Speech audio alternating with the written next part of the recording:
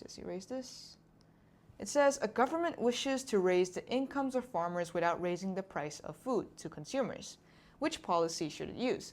So let's just look at the options first. The first one says a maximum price below the market price for food.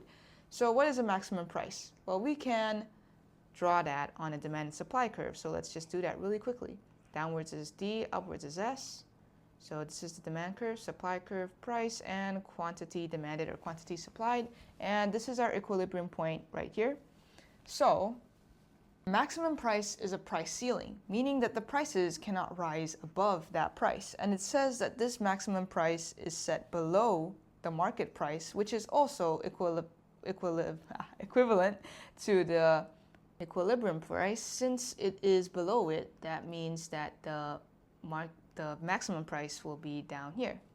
So we can write that as the maximum price. Now, as the maximum price is the price ceiling, that means that this is as high as the prices can go. So the prices will start increasing like here, and it will stop here. So let's see if this matches up with what the question has said. So the question has asked us to raise the incomes of farmers, so we want this to increase, and we do not want the price of food to increase. So does this policy check out? Well, since this is the demand and supply diagram of food, let's just put that up here. And now the price of food has now been maximized. Oh, well, the maximum price of food is now here. So this is the highest as it will go. So does it raise the price of food? Well, since the equilibrium price is, we assume that that will be the current price otherwise. Has the price of food risen? Has it gone above this point? No. So yes, this one checks out. However, does it raise the incomes of farmers? Well, now here we have to look at the graph more closely, because if you look at the graph, well, you'll notice that the quantity supplied and the quantity demand are no longer equal because they are not at the equilibrium point. So since they're no longer equal, the quantity supplied is here and the quantity demanded is here. So quantity supplied is less than quantity demanded. So in that case, we call it a shortage because there is excess demand. Because, well, as prices have fallen, food has become more cheaper. So consumers are more attracted to buying more food. So the quantity demanded increases compared to the equilibrium quantity demanded. So it increases. However, as the price has fallen, farmers will be earning less for each unit of food that they supply. So they are less motivated or incentivized to supply. So their quantity supply decreases because they are not going to get as much revenue as they used to compared to at the equilibrium quantity. So in that case, since quantity supplied is only supplied to this much, to this line right here, and well, quantity demanded is right here. However, you can't demand or you can't buy more than what is supplied in the economy. So whatever that is bought or demanded will have to stop at this point. So this point will not hold because this area is not supplied. So therefore, since only until this point of which is what is quantity supplied will be sold, the sale revenue, or also known as income, will only be up till here. But the original quantity supplied was up until the equilibrium quantity. So it was much greater than after the maximum price is placed, which is here. So not much food will be sold because not as much food is supplied anymore. So does this policy raise the incomes of farmers? Well, no, it even decreases it because less is supplied, so less is sold. So that cannot be our option. So we'll just cross that off and look at the next one. Just erase this real quick so we can make space. So now the second option says a minimum price below the market price for food. Well, I should have kept that graph. I'll be right back. Right, so here is our new demand and supply diagram for food again. And of course, here is our equilibrium point. And this is our equilibrium price again, also known as the market price. And now we place a minimum price below the market price. So we're just going to put the minimum price below the market. Oh, where's my straight line? Below the market price, and so this will be the minimum price. Now the minimum price is the price floor, so this is where the prices start increasing from. The maximum price is the point where prices stop increasing. However, the minimum price is where the prices can start increasing from. Okay, so think about it. This minimum price is actually redundant because since prices can start increasing from this point and your original price is at the equilibrium price right here, well, the price will not actually change. It will just stay right here because you can start increasing from here. So why will you price it at the minimum price when your original price works out? Whereas if the minimum price, hypothetically, were placed above, oh, where's my straight line? Above the equilibrium price, then the prices will have to start increasing from here. So you cannot stay at your equilibrium price. You will have to move up to at least this price at the minimum price or above. But really, that just means if your minimum price is below your equilibrium price or your market price, it is ineffective. It doesn't really change anything. Your equilibrium price will stay right where it is, and your equilibrium quantity will just stay right where it is, and the demand curve will not change. We won't have our surpluses or shortages at all. So, all right, let's check it out with the question, what the question has asked for. So, does it raise the incomes of farmers?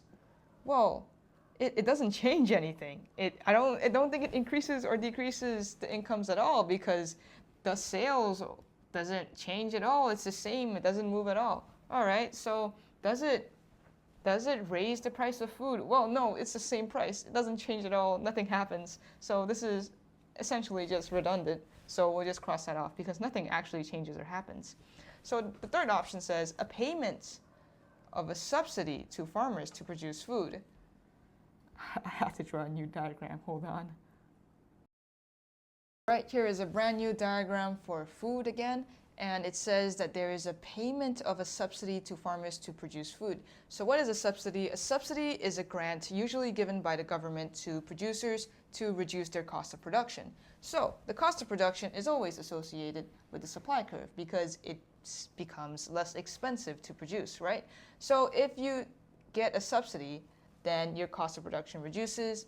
That means that you will produce more.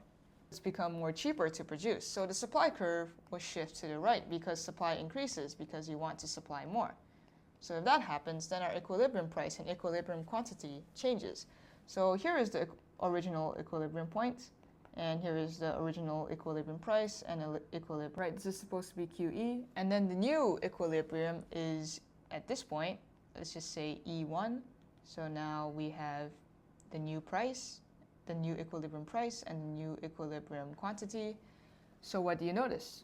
Well, the original price was here, and it has decreased. And the original quantity was here, and it has increased.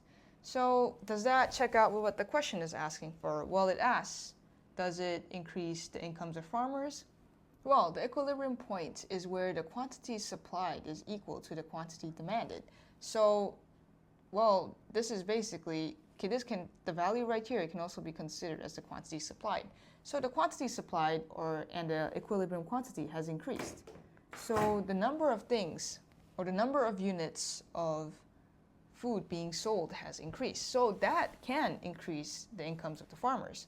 Although this may be dependent on the elasticity of the demand curve, the sales or the total revenue is still likely to increase because the quantity that you supply increases, so the amount you sell increases. So you know what? The incomes of the farmers are likely to increase, yes. So now the second point says, does the price of food increase? We don't want the price of food to increase. Well, the price of food has decreased even, so the price of food does not become raised or does not increase. So yeah, that also checks out. So this is a possible answer. Let's just keep that in mind and check the last option. Just erase this. I don't think I need to draw another diagram. A release of government food stocks onto the market. Well, government food stocks are usually used in the context of buffer stock schemes, but I'll just do a separate video on that because that's not that related. But we can also, well, it is basically recognizing that the government increases, the government releases food stocks onto the market, right? That just basically means the government adds more supply into the market.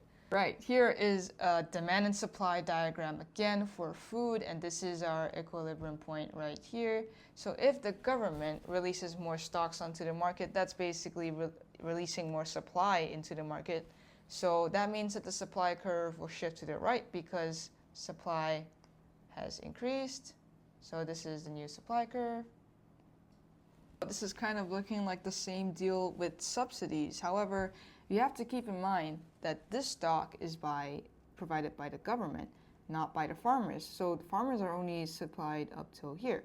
So whatever the stocks that are sold or released from this new supply curve is not from the farmers. So the farmers do not get the income of that. So anyway, let's just pinpoint our new equilibrium price, which is right here. Our old one is right here, and our old equilibrium quantity is here. So the new equilibrium point is here. So the price has decreased, just like the subsidies, and the equilibrium quantity has increased, right? So let's check with the question again, and it says, does it raise the income of farmers?